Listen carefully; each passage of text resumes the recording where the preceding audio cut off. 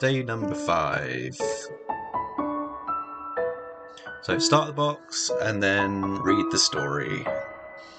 So the backup tapes have finally been recovered after the team successfully hacked through the server room door. However, as fate would have it, the internal tool for recovering the backups can't seem to read them. While poring through the tool's documentation, you discover that an old version of the tool can troubleshoot problems with the backup. But the problem is that version only runs DOS. Turn the tunes down a little bit. So yeah, DOS, so the disk operating system. Thankfully tucked away in the back of the IT room, covered in cobwebs, sits an old yellowing computer complete with a CRT monitor and keyboard. With a jab of the power button, the machine beeps into life and you're greeted with the DOS prompt. Frosteel, the detective, who's with you in the room, hears the beep and heads straight over to the machine. The snowman positions himself in front of it giddily. "I haven't used these things in a long time," he says. He hovers his hands over the keyboard, ready to type, but hesitates. He lifts his newly installed mechanical arm, looks at the fat and stubby metallic fingers and sighs. "Here, you take the helm," he says, looking at you, smiling, but looking embarrassed. "I'll guide you." Insert a copy of the backup tapes into the machine and you start exploring. So today we're going to learn how to navigate an unfamiliar legacy system. We're going to learn about DOS and its connection to contemporary Windows command prompt. We're going to discover the significance of file signatures and magic bytes in data recovery and the file system analysis. So first up is the DOS system, or disk operating system. It was a dominant operating system during the early days of personal computing. Microsoft tweaked the DOS variant and rebranded it MS-DOS, which later served as the groundwork for their graphical extension, the initial version of Windows OS. The fundamentals of file management, directory structures and command syntax in DOS have stood the test of time, and it can be found in the command prompt and PowerShell of modern-day Windows systems. While the likelihood of needing to work with DOS in the real world is low, exploring this unfamiliar system can still be a valuable learning opportunity. So today we don't need the attack box at all. We need to start this VM, which has popped up on the right. There is a split screen, as you can see. There is no direct link, but we could, if we wanted, use a RDP, VNC or SSH session. And then it's given us credentials for that RDP session should we wish to use it, but I think we'll continue with the split screen. So once the machine is fully booted up, double click on the DOSbox X icon found on the desktop and run the DOS emulator. I used to love using DOS smile. Hey Voodoo Ray, thank you for popping in. So yeah, after that you'll be presented with a welcome screen in the DOS environment. Let's start it up. Oh, look at that. Do you remember the old games for DOS? That was like the best. Right, welcome to Antarcticraft's Tech Heartbeat, your digital companion in carving smiles across the globe from the frosty plains of the South Pole. A blizzard of ideas and storm of innovation is awaiting. So we've got their landing page. They've given us a DOS cheat sheet, so if you're familiar with the commands in Windows, DOS shouldn't be too much of a problem because the syntax is the same. However, some utilities are only present on Windows, and those tools aren't available on DOS. So they've got a cheat sheet below, so we've got CD, dir, type, CLS and help, and edit. So most people have probably seen the top 5. So CD changes directory, dir lists out the files and directories in the current directory you're in, type will print the content of a text file, CLS clears the screen, help gives you help information, and then edit is like a text editor. So if we familiarise ourselves with the command, type CLS and you'll clear the screen. So CLS, type dir, and it will print out the content of the current directory. And question 1, if you're following the flags. So question 1 asks you what the size of the backup file is. So it's this 12704, which is also not hidden in the screenshots, ironically. So try and scroll down slowly. There we go. So that's the answer to the first one.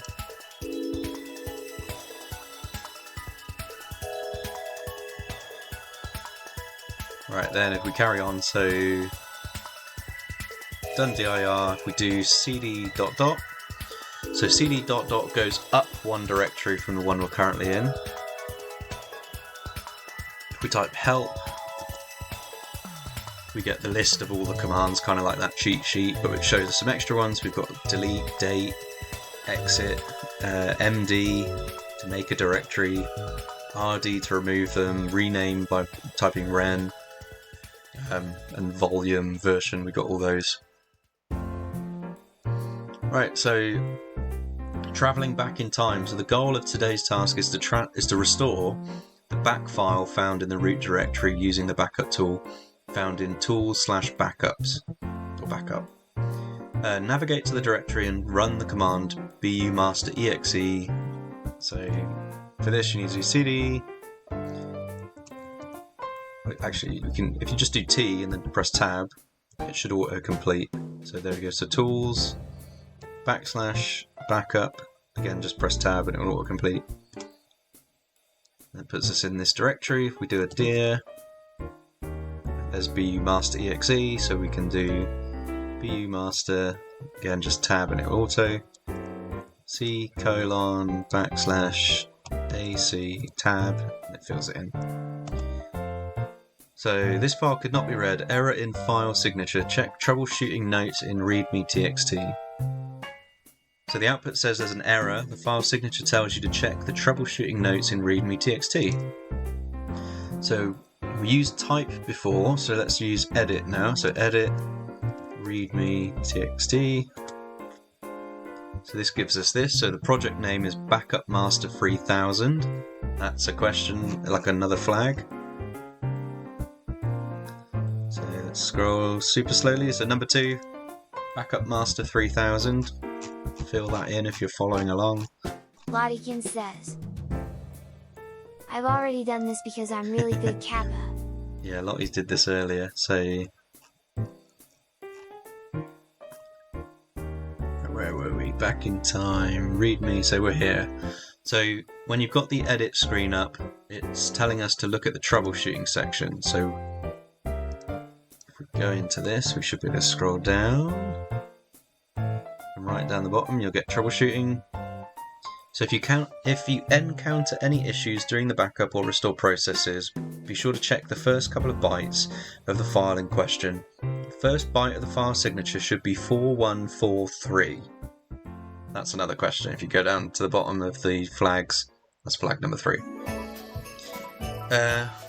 If these bytes do not match, it's likely that the file is not compatible or may be corrupted. So that's what we need to check. If we go down a little bit more, so it will say to exit you have to press Alt F, so Alt F, and then just pick exit, or you can do Alt X.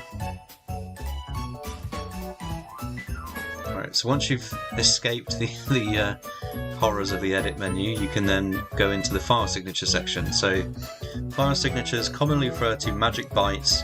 These are specific byte sequences at the beginning of the file that identify or verify the content type and format.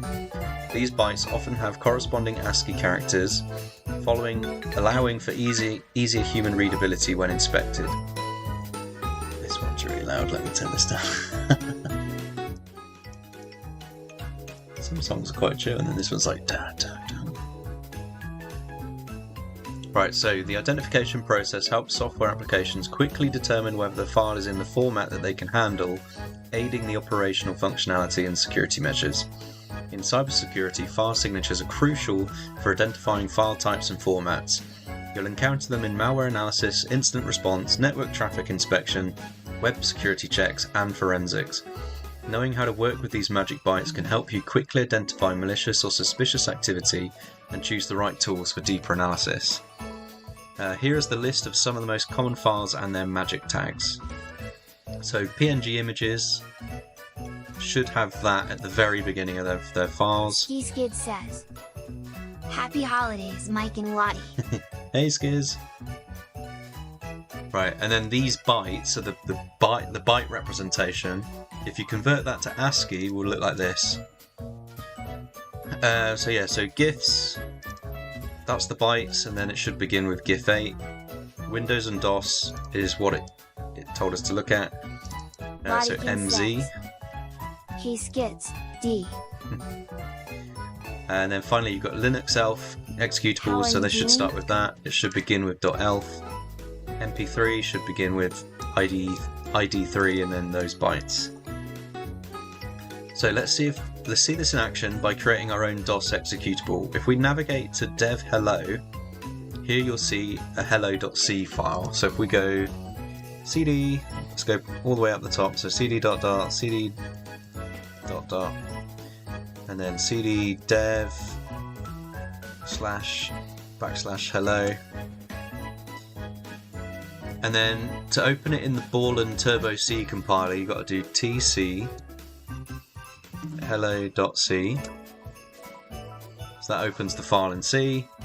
If you press Alt and C, it opens the compile menu, and then we're going to pick build all.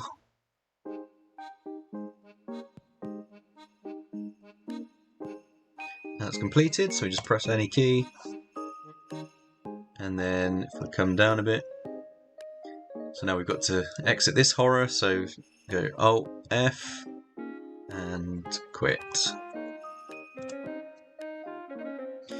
So now we'll see a new file in the directory, so dir. So there we go, so we've got a hello.exe in there now. And we can open it with edit hello.exe, so edit hello.exe. And we see there it starts with MZ, so that MZ are the first two characters. So these two characters act as magic bytes. These magic bytes have an immediate identifier to any program or system trying to read the file. This signals that it's a Windows or DOS executable. A lot of programs rely on these bytes to quickly decide whether the file is in a type that they can handle. This is crucial for the operational functionality and security. If these bytes are incorrect or mismatched, it could lead to errors, data corruption, or potential security risks. Now that you know a lot about magic bytes, let's return to the main task. So back to the past. So open the AC2023 back file using the MS-DOS editor. So we need to exit this one. So Alt F again, Alt X to exit. And then this was in the root directory, so we got to do cd.dart, cd.dart, and then it should be here. So dir, and then AC2023 is there. So we need to edit AC203.back, and then for some reason the magic bytes have been set to XX. So according to the troubleshooting section that we read in BU Master EXE, it expects the bytes to be 4143. Because those are in hexadecimal, we need to convert them to ASCII, so we can use this online converter to do that. So let's open that.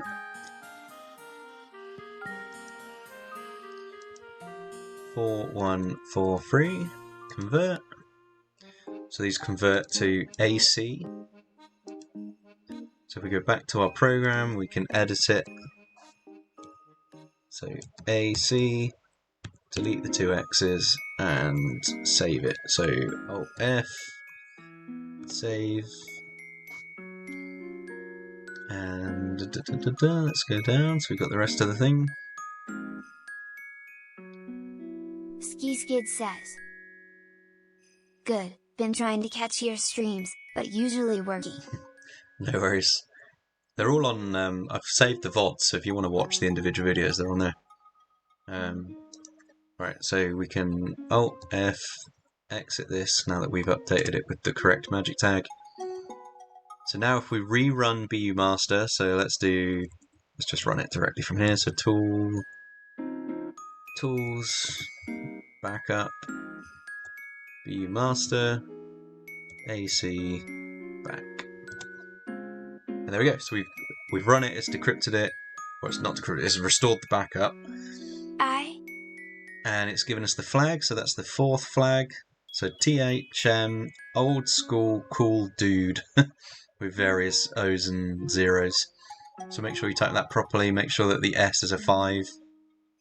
I don't believe it lets you copy it from the screen, so you will have to type that one in. But yeah, so then we're done with that, so we can now complete the room for this day. And then if you want, again, they've given us a link to a... Oh, that's a shame.